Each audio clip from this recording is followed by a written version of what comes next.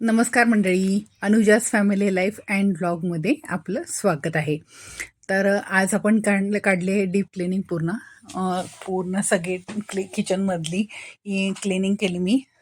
सर्वप्रथम डबे वगैरे सगळे काढून पूर्ण घासून वगैरे घेतले आणि छान सुकत ठेवले होते. जागा कमी पडत असल्यामुळे आम्ही घरातच सुकवते आणि सर्व जे काय त्या डब्यांमध्ये जे सामान होतं ते पण मी घरातच ठेवलं होतं पूर्ण. कारण की मग बाहेर कुठेच ठेवता येत नाही. फ्लॅट सिस्टीममध्ये खूपच अडचणी होतात ह्या गोष्टींना आणि घर पण छोटं आहे, त्यामुळे सगळं समोरच्या हॉलमध्येच मी ठेवलं होतं. डबे छान फॅनखाली सुकवून घेतले, नंतर ते पुसून घेतले. त्यामध्ये जेही सामान होतं ते लगेच मी भरून घेतलं आणि आपापल्या जागी ठेवण्याचा प्रयत्न केला. हे सगळ्या गोष्टी जर वेळच्या वेळी झाल्या ना, तर पसारा पण कमी होतो आणि आपल्याला दगदग पण कमी होते.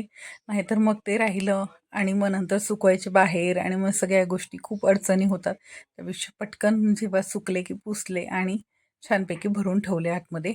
सगळे डबे मी लावायला घेतले, कारण की आमचं किचन छोटं असल्यामुळे जे गॅस सिलेंडर जिथे ठेवतो त्या सिलेंडरच्या तिथे जेवढे डबे मावतात तेवढे सगळे डबे मी पूर्ण ठेवून घेतले. त्यानंतर मी इथे वरचे जे माझे कॅबिनेट आहे त्यामध्ये मी जे काही सामान ठेवते, तुमचं काचीचं वगैरे ते सगळं मी काढून घेतलं. पूर्ण कॅबिनेट क्लीन करून घेतले. वरती खूप जास्त धूळसं असते, कारण की ही खूप धूळ जमा होते. त्यामुळे ते पूर्ण क्लीन करून घेतलं. कॅबिनेट आतून सगळे पुसून घेतले. त्यानंतर जेवढ्या काही बरण्या होत्या त्या जागच्या जागी पूर्ण लावून घेतल्या. म्हणजे कसं सगळ्या गोष्टी जर व्यवस्थित आपापल्या ठिकाणी गेलेल्या असतील तर कसं मनालाही छान वाटते आणि प्रसन्न वाटते. त्यानंतर मी इथे ओट्याचे क्लिनिंग करते आहे. पूर्ण ओटा आणि ही टाईल्स आहे त्याची छान सगळी क्लिनिंग करून घेतलेली आहे पूर्ण व्यवस्थितरित्या. एकदा कसं किचनचं सगळं काढलं तर व्यवस्थित झालाच पाहिजे. पूर्ण क्लिनिंग मी करून घेतली. बटणं वगैरे सगळं छान असं क्लीन करून घेतलेलं आहे. त्यानंतर इथे तुम्ही बघू शकता की प्रत्येक गोष्ट ही क्लीन असेल तरच छान वाटते. मी पूर्ण क्लीन करून घेतलेलं आहे आणि मनाला एक उभारी मिळते की आज आपण हे सगळं क्लीन केलेलं आहे, सगळं स्वच्छ केलेलं आहे. तसंही दररोजच होते, पण कसं आहे जेव्हा काही असते ना त्यावेळेस एक वेगळा हुरूप येतो आपल्याला क्लिनिंग करायचा. ओटा क्लिनिंग वगैरे तर ही आपलं नेहमीचीच हे आहे. त्यानंतर मी पूर्ण कॅबिनेट वगैरेचं वरचंही पुसून घेतलेलं आहे पूर्ण क्लीन असं. त्यानंतर काही ट्रॉलीतले भांडे वगैरे पण काढायचे होते मला, ते पण मी काढून घेतले. पूर्ण ट्रॉलीचे भांडे वगैरे काढून घेतले होते आणि ते पण मी क्लीन करण्यासाठी घेतले होते. स्वच्छ ट्रॉल्या पुसून काढल्या वगैरे पूर्ण सगळ्या ट्रॉल्या सगळं क्लिनिंग करून घेतलं. ॲक्वागार्ड क्लिनिंग करून घेतलं आहे.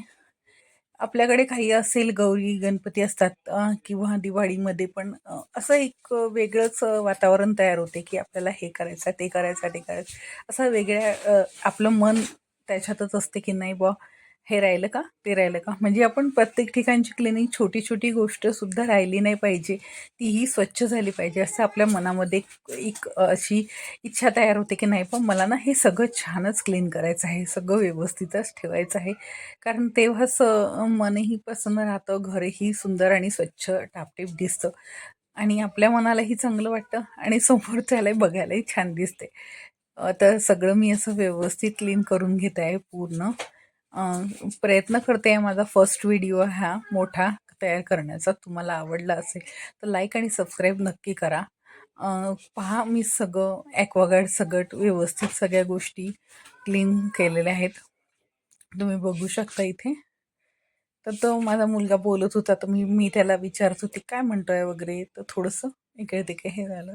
त्यानंतर बघून घ्या कसं छान असं क्लीन क्लीन दिसतंय, स्वच्छ पूर्ण खूप छान वाटतंय. त्यानंतर आपले जे किचन ट्रॉली आहे त्यातले भांडे काढल्यानंतर मी त्याच्यामध्ये असे शीट घालून घेतलेले आहेत, जेणेकरून जे ओले भांडे तरी आपण पुसूनच घेतो, वाळवून घेतो ते भांडे, तरी पण थोडंसं जे आहे खराब होतं, त्यामुळे असे मी टाकलेले आहेत. खूप छान आणि व्यवस्थित राहतात हे. तर तुम्हाला